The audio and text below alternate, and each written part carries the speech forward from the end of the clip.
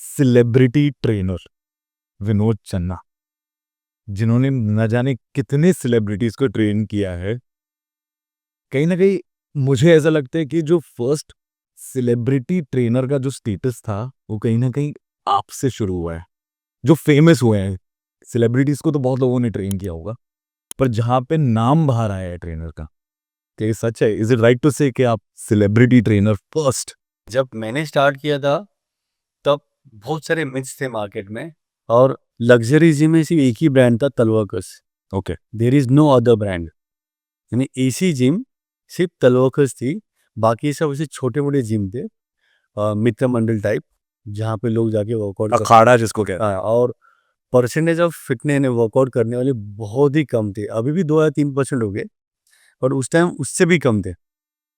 Just imagine, so I started from those days, और अभी वहाँ से धीरे धीरे इम्प्रूव करते हुए हम लोग यहाँ पे आए हैं। आपने किन किन लोगों को ट्रेन किया, अगर आप कुछ कुछ बता सकते हैं? शुरुआत कहाँ से हुई, आज किन किन को ट्रेन कर रहे हो, वो पूरा थोड़ा बहुत अगर आप बता सकते हैं।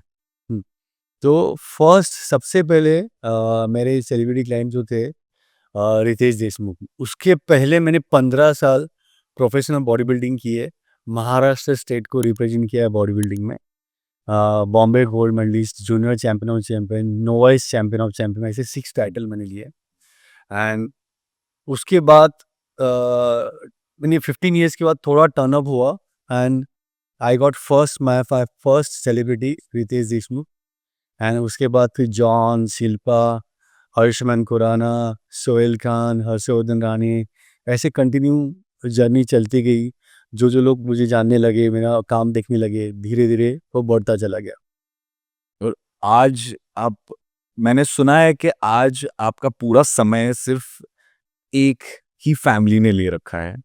या आपने सच सुना है, बिकॉज ये चीज़ मुझे बहुत सारे लोग बोलते, इवन जॉन आज अभी मुझे बोलता है, तूने तो हम लोग को छोड़ दिया, तू भी अंबानी बन गया। यानी अंबानी फैमिली ने मेरा पूरा, यानी मुझे एक्सक्लूसिवली उनके लिए रखा है कि उनके फैमिली के लिए पूरे साल भर के लिए, नहीं साल का ऐसा कॉन्ट्रैक्ट चलता है। And last 10 years I am working for them. तो अभी आप और किसी के साथ ट्रेन नहीं कर रहे हैं, बिकॉज अंबानियों ने आपका पूरा समय ले नहीं, मैं करता हूँ, ट्रेन करता हूँ, बट मैक्सिमम टाइम मैं उनके साथ स्पेंड करता हूँ। अगर मैं मुंबई में हूँ तो मैं जो भी यहाँ पे अवेलेबल है उनको ट्रेन करता हूँ। अगर मुंबई में नहीं हूँ और मैं उनके साथ ट्रैवल कर रहा हूँ, then I do online training, और मेरा असिस्टेंट ट्रेनर उनके साथ खड़े रहता है। मैं पर्सनली उनको जा नहीं सकता, बट उसकी वजह से भी बहुत सारे लोग मुझे टॉन्ट करते हैं कि पहले हमारे लिए रहता था, अब हमें छोड़ दिया, ऐसे इस तरह से। बट वो होता है, but we have to progress, everybody want to progress. तो चलिए सर, आज आपने हमसे कहा है कि 30 साल का आपका एक एक्सपीरियंस रहा है, तो नॉलेज बहुत होगी। तो आज हम अपने ऑडियंस को आपके थ्रू फिटनेस के बारे में ज्यादा नॉलेजेबल इंफॉर्मेशन देते हैं। ओके। जो एक सबसे एज ओल्ड सवाल है इस दुनिया का, शायद किसी को वेट लॉस करना है तो किसी को वेट गेन करना है, परफेक्ट। और जो जनरल एक नॉलेज या एक इंफॉर्मेशन जो हर इंसान को लगता है कि अगर वेट लॉस करना है तो भाई कम खा लो, कैलोरीज कम लो, तेल कम खाओ, बटर कम खाओ, फैट चीजें कम खाओ। और जिनको वेट गेन करना है उनको फैमिलीज या उनके आसपास जितने भी हैं वो सब बोलते हैं कि और ज्यादा खाओ, और ज्यादा खाओ, सब कुछ खाओ, तेल खाओ, फ्राइड खाओ, ये खाओ। बट क्या ये सच में सस्टेनेबल है या हेल्दी है, ऐसा टाइप ऑफ वेट लॉस या वेट गेन? या वेट लॉस या वेट गेन क्या होता है, डिपेंड होता है सिलेक्शन ऑफ फूड। आपको गेन करना है और आप सिर्फ फैट ही खा रहे हो तो फैट ही बढ़ेगा, राइट। और फैट बढ़ेगा तो आपकी बॉडी शेपलेस होगी, ओके। बिकॉज फैट को शेप नहीं होता। हम्म। मसल है ओन शेप। हम्म। बैक आपको वी शेप में आएगा, बाइसेप आपको राउंड शेप में आएगा, बिकॉज हम्म। मसल है ओन शेप। हम्म। जब मसल आते हैं तो टोनिंग भी आती है, स्ट्रेन भी बढ़ता है और शेप भी आता है, तीनों चीजें आती है। हम्म। बट वही अगर आप फैट खा रहे हो और वर्कआउट नहीं कर रहे हो और पुट ऑन करना है आपको, तो आप ऐसे फैलोगे, नहीं शेपलेस हो जाओगे या वन पीस हो जाओगे, हम्म। राइट। राइट। तो selection of food is very important. और सिलेक्शन ऑफ फूड करते वक्त it all depend intensity of workout, कहाँ से स्टार्ट कर रहे हो, slowly steadily with the guidance of trainer. You start slowly. Most of the लोग मैंने देखा है, वो लोग क्या करते हैं, अरे अभी तो मैंने जस्ट स्टार्ट किया, पहले मैं खुद कर लूंगा, फिर बाद में मैं ट्रेनर हायर करूंगा। सबसे बड़ी गलती करते हैं, सबसे बड़ी गलती। सबसे बड़ी गलती। क्यों? क्योंकि फर्स्ट फेज जहाँ पे आपको गाइडेंस की जरूरत है, आप तभी ट्रेनर नहीं ले रहे हो, आप खुद जाके कर रहे हो, और अगर कुछ गलत कर लिया तो वहीं पे इंजर्ड हो जाओगे और आपकी जर्नी खत्म हो जाएगी वहीं पे। हम्म। अगर आपको आगे जाना है तो फर्स्ट पहले आपको वे पता होना चाहिए, फिर आपके लाइफस्टाइल के हिसाब से आपका डाइट क्या होना चाहिए, एक्सरसाइज पैटर्न क्या होना चाहिए, स्टार्ट कहाँ से होना चाहिए, ये सब चीज़ें आपको पता होनी चाहिए। वो आपको एक अच्छा ट्रेनर जिसने इसमें काम किया, खुद पे भी काम किया है, बहुत सारे टेक्निक्स में उसने महारत हासिल की है, सर्टिफिकेशन किया हुआ है, hmm. Scientifically and experience, hmm. Plus उसने different types of body handle की है, जैसे कॉर्पोरेट, हाउसवाइफ, स्टूडेंट, एथलीट, यानी एक्सट्रीम हॉबीज, मेंटली थोड़ा डिफरेंट होने वाले लोग। जितना उसने काम किया होगा उतनी अच्छी से वो आपको सेफली, स्लोली, स्टडीली आगे लेके आ सकता है। हम्म। तो ये सब चीजें बहुत ही इंपॉर्टेंट है hmm. Before starting your fitness journey. Sir, ऐसा भी होता है कि जो लोग खुद से ही करके या किसी की मदद लेके या किसी का डाइट फॉलो करके, जो जेनेरिक डाइट्स हैं, वो लोग अपने हिसाब से अपना खाना पीना मॉडिफाई करके वेट लॉस तो कर ही लेते हैं, बट वो फिट नहीं लगते हैं। वो उसमें उनमें ज़्यादातर मसल लॉस होता है और फैट कंटेंट फिर भी उतना कम नहीं होता है, पर बिकॉज मसल लॉस हुआ है तो वो पतले दिखते हैं, जिनको आज के समय में स्किनी फैट बोलते हैं। उसके बारे में आप कुछ बताइए।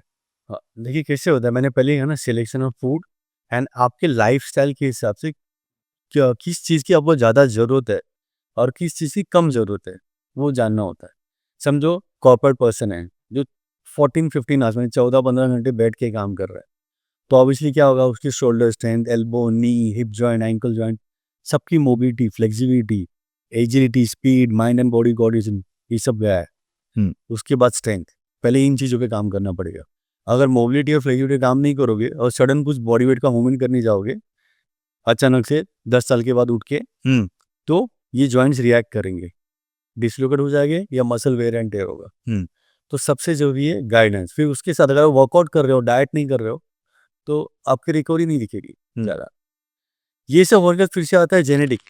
Human body is 3 types of body type, endomorph, mesomorph and ectomorph. Endomorph, mesomorph and ectomorph. Ectomorph. Ecto वाले जो होते हैं पतले होते हैं, मसल भी पुट ऑन नहीं करते और फैट भी पुट ऑन नहीं हाँ, मैंने देखा है कि बहुत लोग कुछ भी खाते हैं, जितना भी खाते हैं, पर वेट गेन होता ही नहीं है करते। उनका। पतले होते फिर भी फैट भी होता है, मसल नहीं होते, उन्हें स्किनी फैट का वो एक्टोमॉर्फ कहा जाता है। एक्टोमॉर्फ। तो उनके लिए 3 दिन वर्कआउट और high carb diet with the high protein ऐसा दिया जाता है।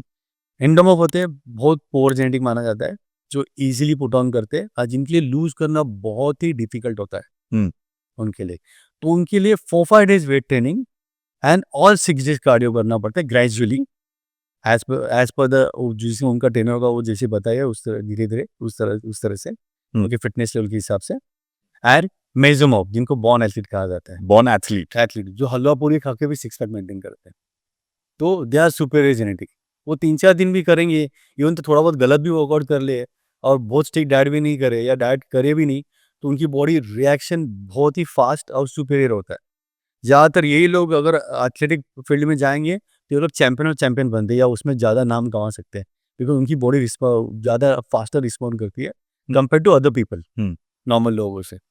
Most of the human body जो होती है endomeso, ectomeso, 2 types of body होती है, प्योर नहीं होती। हाँ, तो ये अंडरस्टैंड करना होता है, उनकी फूड कैपेसिटी देखिए, 1-2 हफ्ता वर्कआउट करवा के हाउ बॉडी रिएक्टिंग, ये बहुत कॉम्प्लिकेटेड चीज़ें है जो एक अच्छा ट्रेनर ही समझ सकता है। That's why you need all this guidance under someone, जो जिसकी वजह से आप शॉर्टर टाइम में फास्टर जा सकते हो, नहीं तो 10 साल के बाद वो वहीं पे रहोगे।